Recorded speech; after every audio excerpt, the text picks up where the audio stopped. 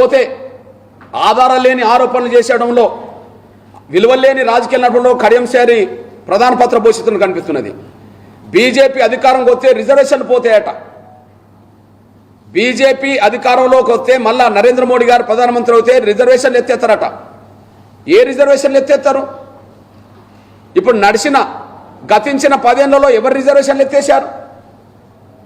ఒక విషయం ఏంటంటే గత ఈ 10 ఏళ్లలో ఎవరి రిజర్వేషన్లు ఎత్తేయలేదు, కానీ లేని వర్గాలకే రిజర్వేషన్లు తెచ్చాడు అతను. ఉదాహరణకు ఎస్సీలకు బీసీలకు రిజర్వేషన్లు ఉన్నాయి. ఆ రిజర్వేషన్లను ఎత్తేయలే. కానీ అగ్రకులాల పేదలకు రిజర్వేషన్లు లేవు. ఈడబ్ల్యూఎస్ రిజర్వేషన్లు తీసుకొచ్చింది నరేంద్ర మోడీ గారే. అగ్రకులాల పేదలకు రిజర్వేషన్లు లేవు. ఈడబ్ల్యూఎస్ రిజర్వేషన్లు 10% రిజర్వేషన్ తీసుకొచ్చింది నరేంద్ర మోడీ గారే.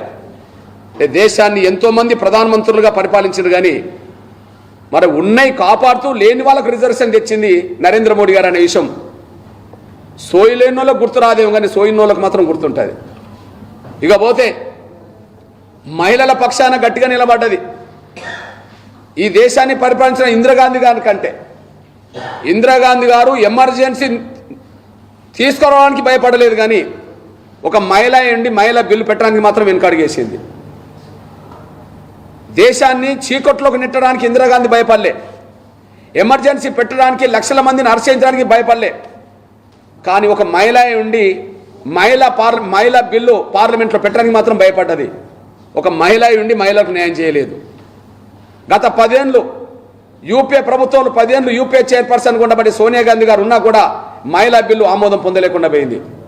కానీ గౌరవ నరేంద్ర మోడీ గారు మాత్రం అనుకున్నదే తడువుగా 3 రోజులు తిరగకముందే, అనుకున్న తర్వాత 3 రోజులు తిరగకముందే లోక్సభలో రాజ్యసభలో 2 సభలో బిల్లులను ఆమోదం పొందించి రిజర్వేషన్లు అమలు చేయడానికి సిద్ధపడుతున్నాడు అతను. ఇప్పుడు నరేంద్ర మోడీ గారు మూడోసారి అధికారంకి వస్తే రిజర్వేషన్ పోతే అన్నదానికి ఆధారం లేదు, కానీ లేని వర్గాలకే రిజర్వేషన్ తీసుకొస్తాడనే చరిత్ర మాత్రం రికార్డ్ అయిందని కూడా మర్చిపోవద్దు. మరి నిన్న మొన్నటి వరకు రిజర్వేషన్లు తెచ్చిన ఆ నాయకుడు ఆ రిజర్వేషన్లు అమల్లోకి రాకముందే రిజర్వేషన్ ఎత్తేస్తాడు. ఉదాహరణకు ఈడబ్ల్యూఎస్ రిజర్వేషన్లు తీసుకొచ్చి దశాబ్దం కాలే. అసలు మహిళా బిల్లు అమలు జరిగేది 2029 నుంచి. మహిళా బిల్లు చట్టసభలకు సంబంధించిన బిల్లు అమలు జరిగేది 2029 నుంచి. మరి నరేంద్ర మోడీ గారికి ఎవరి రిజర్వేషన్లు ఎత్తేస్తాడు? ఎస్సీ ఎస్టీలకు లేని చోట రిజర్వేషన్లు అమలు చేసే స్థాయికి తీసుకొచ్చిండు. ఎస్సీ ఎస్టీలకు దేశవ్యాప్తంగా రిజర్వేషన్లు లేవు. అంబేద్కర్ రాసిన రాజ్యాంగం ప్రకారం దేశంలో అన్ని రాష్ట్రాల్లో ఎస్సీ ఎస్టీలకు రిజర్వేషన్లు ఉండాలి. కానీ ఆర్టికల్ 370 ఉండడం వల్ల రాజ్యాంగం ప్రకారంగా ప్రత్యేకంగా రాష్ట్రాన్ని నడుపుకునే స్వేచ్ఛ వాళ్ళకు ఆర్టికల్ 370 జమ్మూ కాశ్మీర్కు ఉండడం వల్ల పార్లమెంట్లో చేసిన ఏ చట్టం కూడా జమ్మూ కాశ్మీర్కు వర్తించదు. ఆర్టికల్ 370 ఉండడం వల్ల. కానీ ఎప్పుడైతే ఆర్టికల్ 370ని రద్దు చేయించిండో, దమ్ము ధైర్యం ఉన్న నాయకుడు రద్దు చేయించిండో, ఇప్పుడు జమ్మూ కాశ్మీర్లో ఎస్సీ ఎస్టీలకు రిజర్వేషన్లు అమలు జరగబోతున్నాయి. ఇప్పుడు చెప్పండి, జమ్మూ కాశ్మీర్లో రేపు అమలు జరుగుతాయి. ఎప్పుడు? ప్రధానమంత్రి అన్నాడు కదా, అతి త్వరలోనే జమ్మూ కాశ్మీర్కు రాష్ట్ర హోదా ఇచ్చి అక్కడ ఎన్నికలు జరగబోతున్నాయని చెప్పి. ఆ ఎన్నికల్లో మొదటిసారి ఎస్సీ ఎస్టీలకు చట్టసభలకు వెళ్ళే అవకాశం రాబోతుంది. అంటే జమ్మూ కాశ్మీర్లో స్వాతంత్రం వచ్చిన కానీ ఎస్సీ ఎస్టీలు లేరా అంటే ఉన్నారు. మరి రిజర్వేషన్లు ఉన్నాయంటే లేవు. ఎందుకు లేవు? ఆర్టికల్ 370 ఉండడం వల్ల అక్కడ రిజర్వేషన్ లేవు. ఆర్టికల్ 370 రద్దు చేసిన తర్వాత ఎస్సీ ఎస్టీలకు రిజర్వేషన్లు అక్కడ అమలు జరగబోతున్నాయి.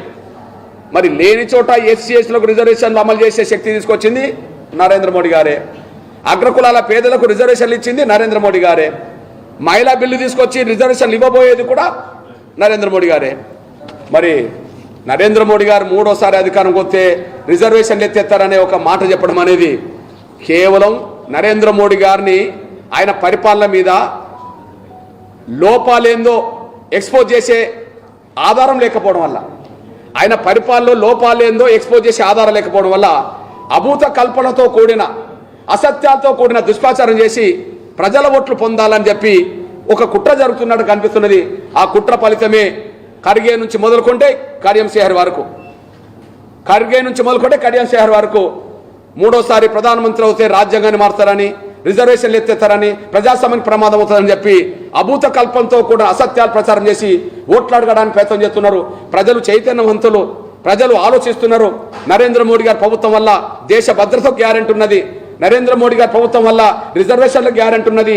నరేంద్ర మోడీ గారి ప్రభుత్వం వల్ల రాజ్యాంగానికి గ్యారెంటీ ఉన్నది. నరేంద్ర మోడీ గారి ప్రభుత్వం వల్ల స్వేచ్ఛకు కూడా గ్యారెంటీ ఉన్నది. కానీ గ్యారెంటీ లేనిది ఏంటంటే అవినీతి పరులకు స్వేచ్ఛ అనే గ్యారెంటీ లేదు, లేదా ఉగ్రవాదులకు స్వేచ్ఛ గ్యారెంటీ లేదు. గ్యారెంటీ మాత్రం పేద వర్గాలకు ఉన్నది. ఆ విషయాన్ని మర్చిపోద్దని చెప్పి నేను స్పష్టంగా చెప్తున్నాను. కడియం శ్రీహరికి నేను హెచ్చరిక చేస్తున్నాను. మందకృష్ణ గారి వైఖరి వల్లే ఎంఆర్పీఎస్లో చీలికలు వచ్చాయని కూడా నేను కడియం శ్రీహరి మీద చేస్తాడు. అదే ఎన్నికలలో వాటికి వల్ల పడడం వల్ల తను దాన్ని